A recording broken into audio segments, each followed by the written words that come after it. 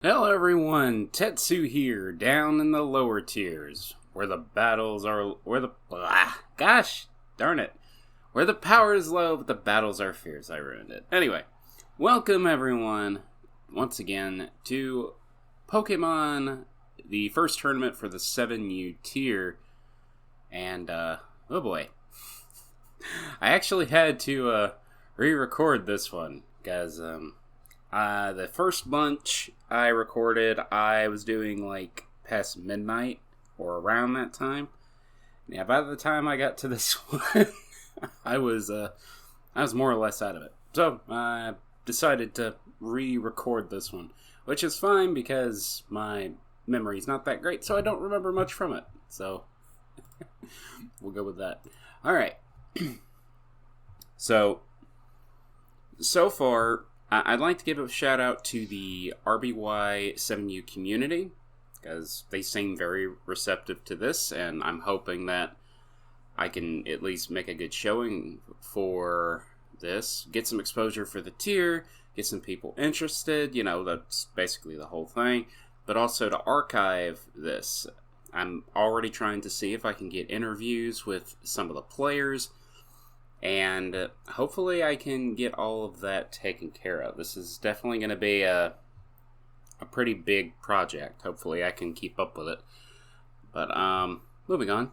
So, we've already seen some very interesting, and hopefully I don't say that too much in this video. I noticed I was using that particular word quite a bit in the past videos. But we've seen some very odd movesets, some very peculiar choices. We've seen some very interesting mons, and I said that again. We've seen Cubone, Shelder. We even saw, my memory wants to not destroy itself, Clef, which I've been let know now that Clef is actually a fairly high tier Pokemon. In fact, it seems to be ready to usurp Hitmonchan as the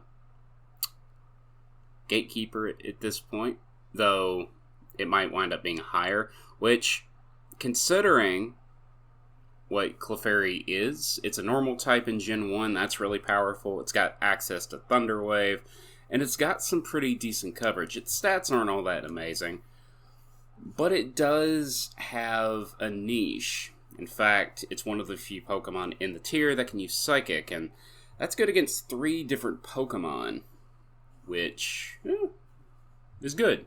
Very good. Very handy. Alright.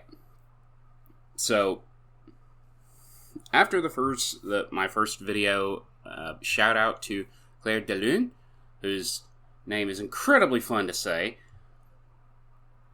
I ended up getting a bit of general information, and hopefully I can use that. They gave me some advice as well of what I could do, and hopefully I can put that to work. Also, shout out to Beedrill Man. He gave me some really good, decent advice. We even played a few battles, which means I have at least a little bit more experience in the tier than I did before, which admittedly wasn't much outside my own testings.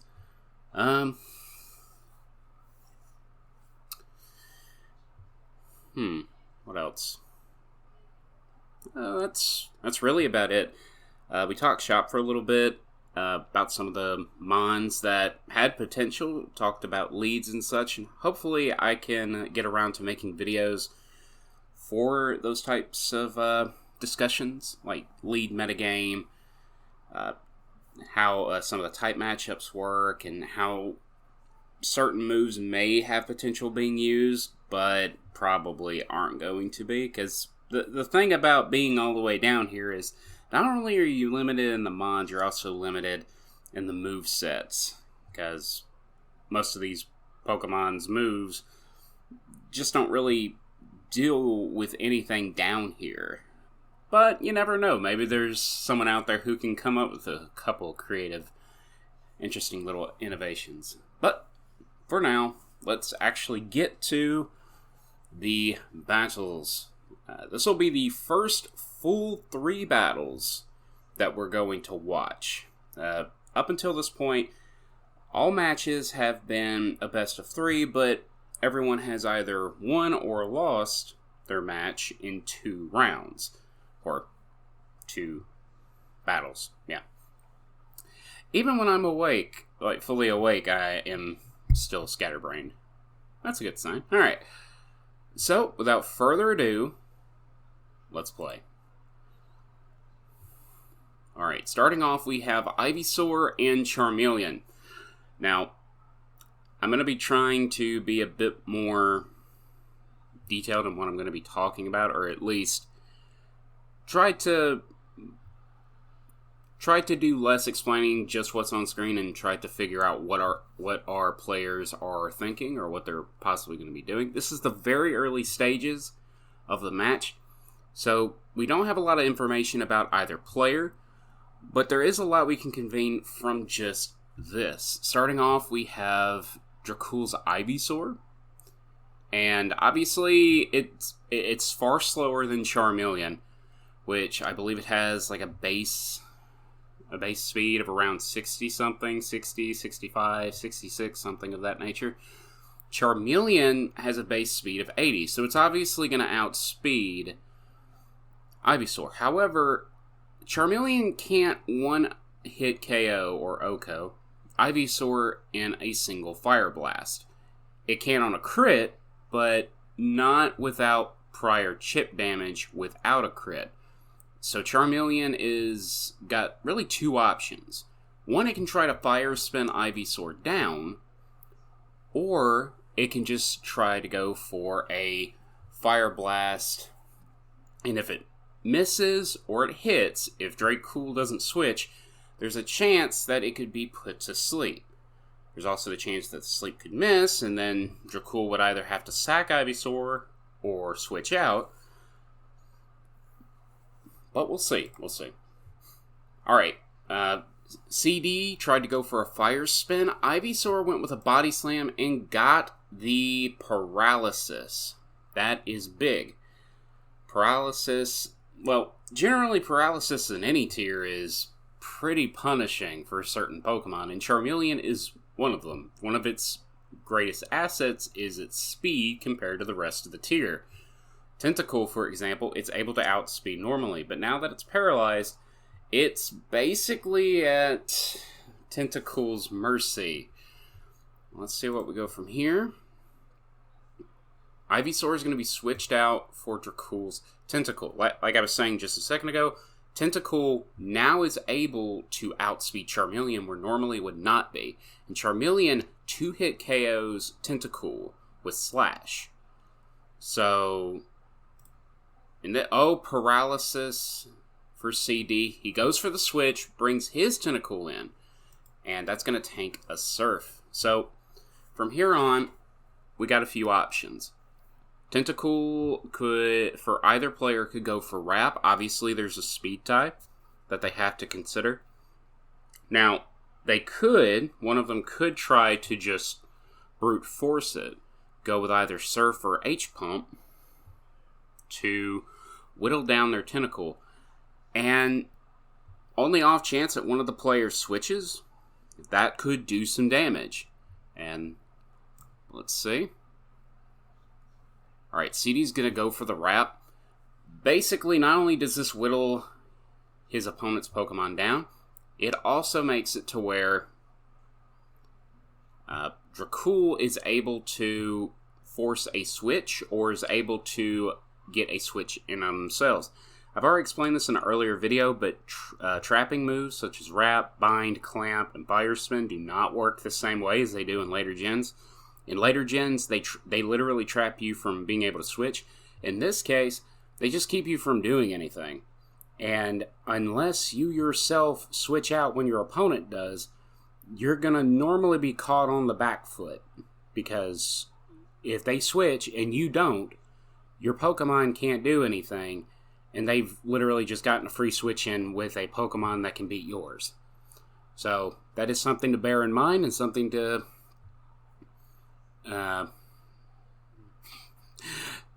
something to bear in mind. I had another phrase in there, but moving on. Now, CD did switch to Voltorb in this case. If Tentacool misses the wrap, Voltorb can outspeed it. This is a very interesting tactic. Switching something that's faster than Tentacool in to threaten it out. Or threaten it with pain. In this case, though, the wrap does connect. So, Dracul is going to switch out to Ivysaur. Voltorb is obviously not a particular fan of that. Rhyhorn and Ivysaur are two of Voltorb's biggest checks. In the case of Ivysaur, it resists its electrical attacks, and obviously it threatens sleep, which is bad. Voltorb could Thunder Wave it, possibly. Although, I'm not entirely sure. I would say Thunder Waving it would probably be preferable, because Sleeper, outside of another Ivysaur, sleeping, a sleep battle for Ivysaur is basically just a gamble. It's a 50-50. Whereas Thunder Wave, once it's activated, it puts Ivysaur in a very, very awkward position where basically the whole tier can outrun it. I suppose there's merit to both arguments, though. Alright, so CD's going to bring out Charmeleon this time. Here comes a Razor Leaf. It does a bit of damage, not too much. And Dracul is going to switch out back to Tentacool. Let's see. Oh, and we're going for the Slash. Like I said before, Tentacool is 2-hit KO'd by Charmeleon. This is bad, but Charmeleon is currently just going to be one hit. There is no doubt about that. So they have to. So CD has to switch to Voltorb. Here comes the Surf, and that still does a ton of damage. Tentacool has a very high base special of 100, so that is very threatening. Let's see, what do you do? Okay, Thunder Wave on the Ivysaur upon the switch. Voltorb goes back out. In comes Charmeleon, and it takes even more damage from Razor Leaf. This is just. Dracul is literally just weighing it down. But Slash does connect, and Tentacool does go down. So First Blood goes to CD. Voltorb coming out from Dracul, and they switch their Ivysaur in to tank a Thunderbolt. Alright, and here we go. We have the Ivysaur battle. Now, here's an interesting tactic. Dracul switched in Ivysaur. CD was trying to go for the sleep on the Voltorb, but because Ivysaur is already paralyzed, that blocks it. You can't have two statuses on the same mon. So that's something to bear in mind. That was a very good predict.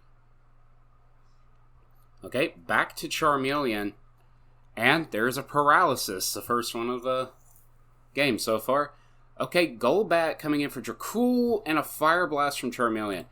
Now, as you can see, this looks to be like a 3-hit KO for that particular attack. And of course, it's Fire Blast. It is inaccurate, so there is always that. There's a chance to burn, though. I think it's like 30% in Gen 1. Hyper Beam, okay. Interesting bit here, and I'm going to try not to pause it.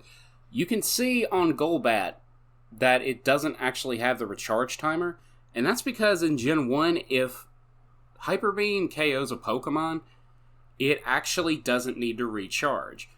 That's one of the reasons Tauros is such a massive, massive threat in OU, because not only does it have a pretty decent crit chance because of its speed, it has access to Hyper Beam, which is the strongest normal move currently in this generation. Obviously, it becomes fairly abysmal after this generation, but yeah. Currently, it's very powerful. Voltorb comes in, it can outspeed Golbat, and it goes for Thunder, which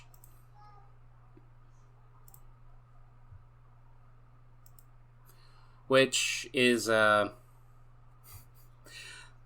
usually up in OU. At least personally, I'm not a big fan of the really inaccurate moves. Blizzard's kind of a necessity, because not only does it hit hard, it has freeze attached to it. But down here, you need that extra power. So using moves like Fire Blast, Blizzard, and in this case, Thunder, make a whole lot more sense in this case. And in this case, I'm actually kind of curious. Hold on. I'm gonna... Okay. So let's play again. Golbat goes down. Golbat is at 62%. Alright. Sorry, just, I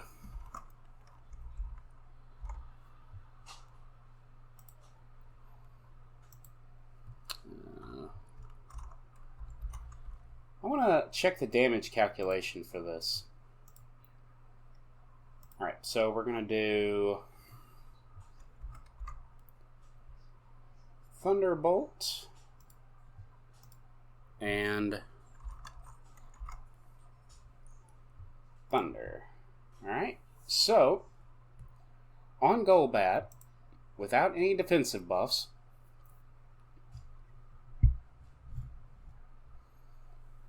the Thunderbolt would have done 49 to 57.7%. So, with a 97.6% chance to 2-hit KO. Thunder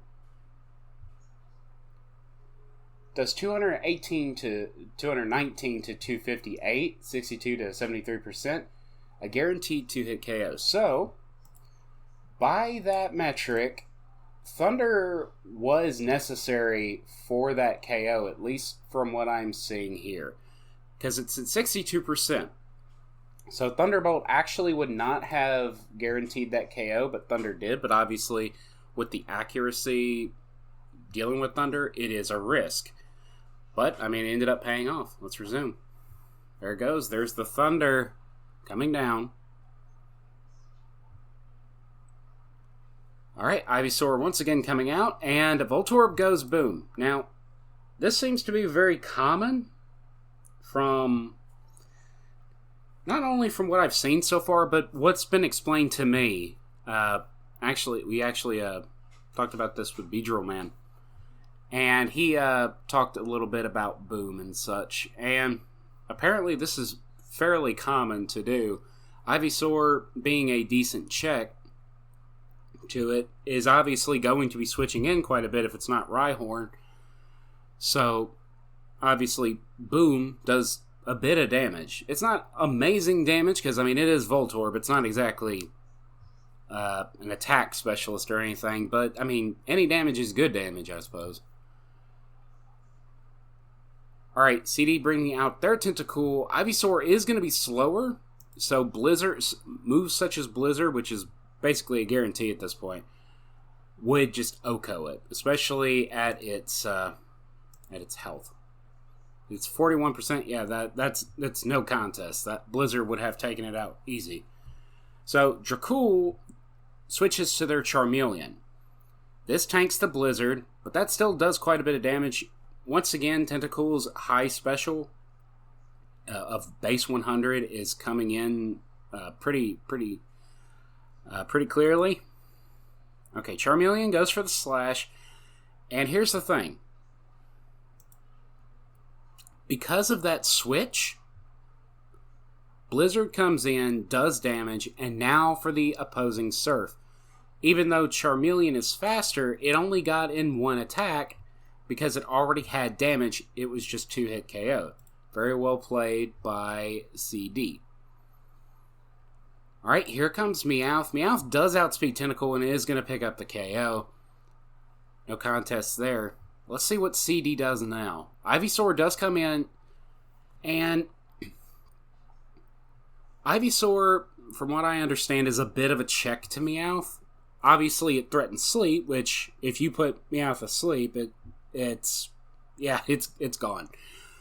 But Ivysaur also attacks special, and Meowth doesn't have that amazing bulk, doesn't have any form of amazing bulk regularly, physically, but definitely not specially either. So, excuse me. it's actually a fairly decent check, and I think it's not, it has to be 3-hit KO'd by Slash? I could be wrong, I'll have to check that up. Okay, in comes Dracul's Ivysaur, which gets hit with Razor Leaf. I'm actually kind of curious at what this is going to do. Body Slam brings it down to 9%, and then Body Slam for Ivysaur. It is now paralyzed as well, and it gets the Para Hack. And so Dracul's just going to wail away at it. This is actually kind of bad for CD. Before, when Ivysaur was fully, near full health, it was a decent check to Meowth. But not only is it injured now, but it's also, more importantly, paralyzed. So this makes it fairly poor in its job now. And that paralysis has allowed Dracul to get a ton of damage. I'm actually surprised he didn't send in the Voltorb. Well, to be fair, I don't know what other Pokemon our opponent had. Ooh! Okay, Beedrill. Now, I really think the Bubble Beam was a little bit of a risk there, but, I mean, maybe they calced it, or maybe they've done that before. I don't know, that just seems like something a bit too much of a risk, but that is just me. Now, Beedrill coming out, Meowth outspeeds it. There's no questions asked on that. It's going to do a ton of damage to Beedrill. The question is, what can Beedrill do in retaliation? I mean, you would think if CD had like a Rhyhorn or something, they would bring that out first? What am I talking about? Okay.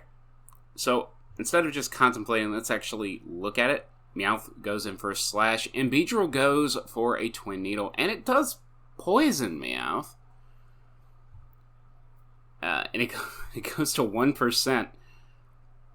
Hyper Beam, okay. It's a 1v2.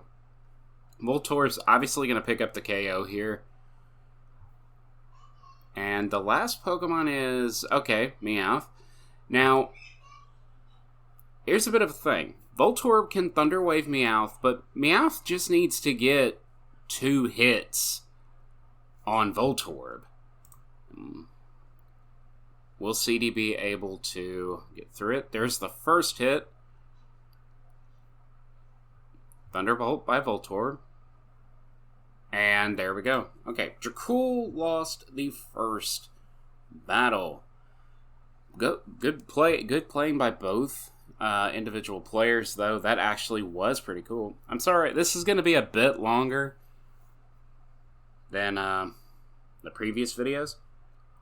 Because like I said, I'm wanting to be a bit more thorough in what I'm talking about.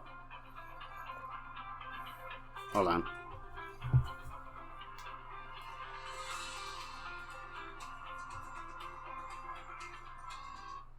Recording.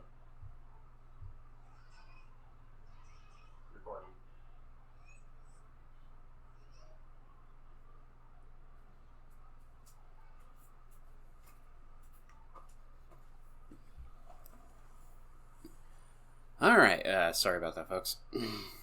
Got a phone call. I'm so unprofessional. I need to put this dang thing on silent. Alright.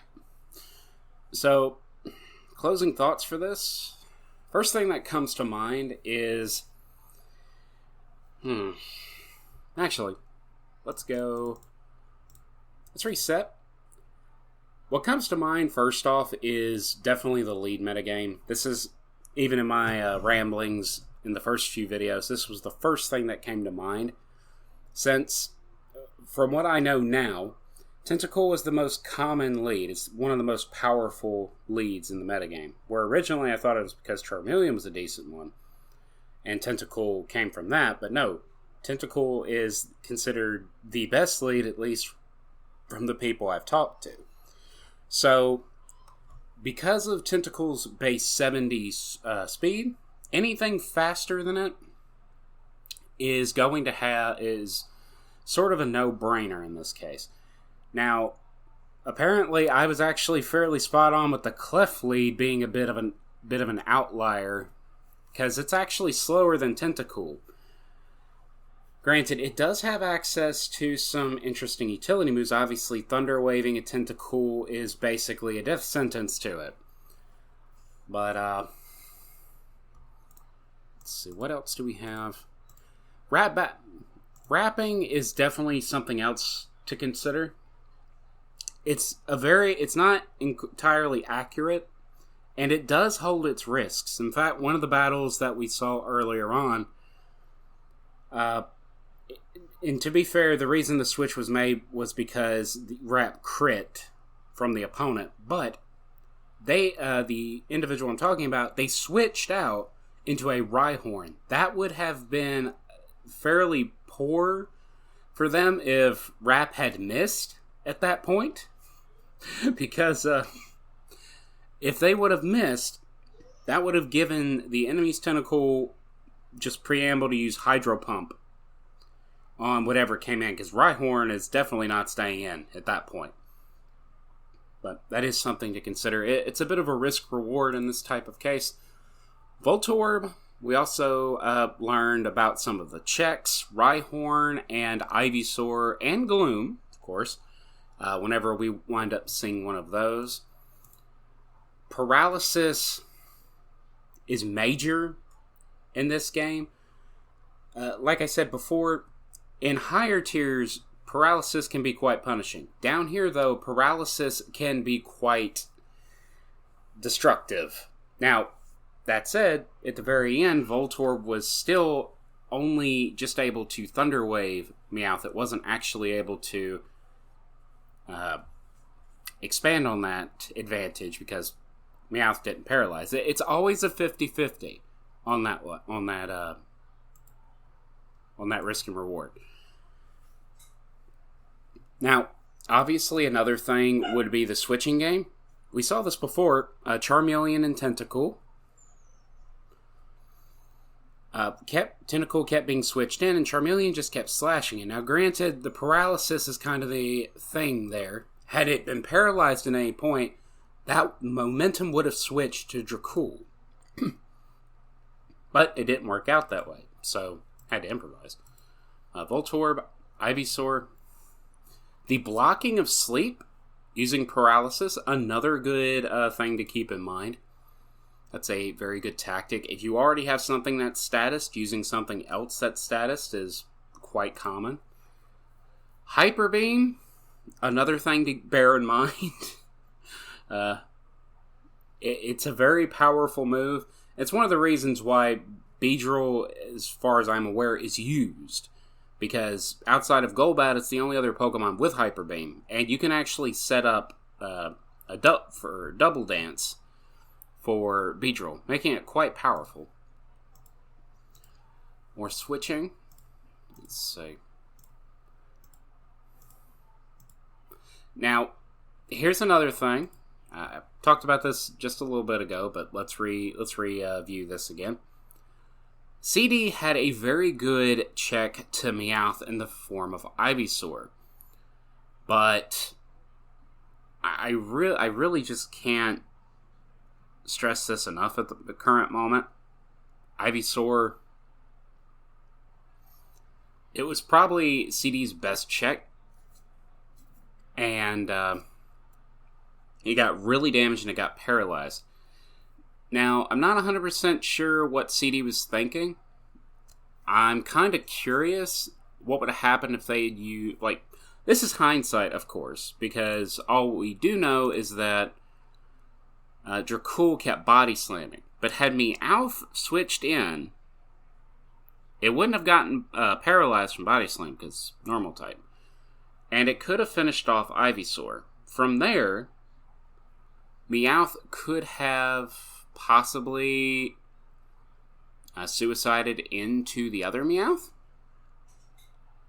while having their own check in reserve, and this Ivysaur would have basically been able to run the toes on Voltorb. So, again, this is just with hindsight, and to be fair, I'm not entirely sure how well that would work out, but all things considered, good job by both players. Good job, CD, for winning, and hopefully we'll see Dracul later on in the loser's bracket. Oh, I suppose I should explain that, yes. Dracul and everyone who's lost so far go down to the loser's bracket. There's a winners and a loser's bracket. So we will be checking out all the games for all of these, for everyone, as time goes on. Hopefully, y'all will enjoy that. Okay. From there, let's go. And this actually went a heck of a lot longer than I expected. That's 30 minutes. Oh dear. I think I'm gonna call it here for now. I don't want to go over an hour. So in this case, I might have to split each of these individual matches up then, if that's going to be the case. Alright. Well, at any rate, I hope you guys enjoyed this. This is Pokemon RBY 7U. And if you want to check it out, if you want to play the meta yourself, if you're interested, go to the Pokemon RBY Smogon Discord and go down to the 7U chat room, and I hope to see you there. This is a really fast-paced metagame, and so far from what we've seen, it is amazingly fun and incredibly high risk. Alright, I hope you enjoyed this. I hope to see y'all later, and take care. Bye!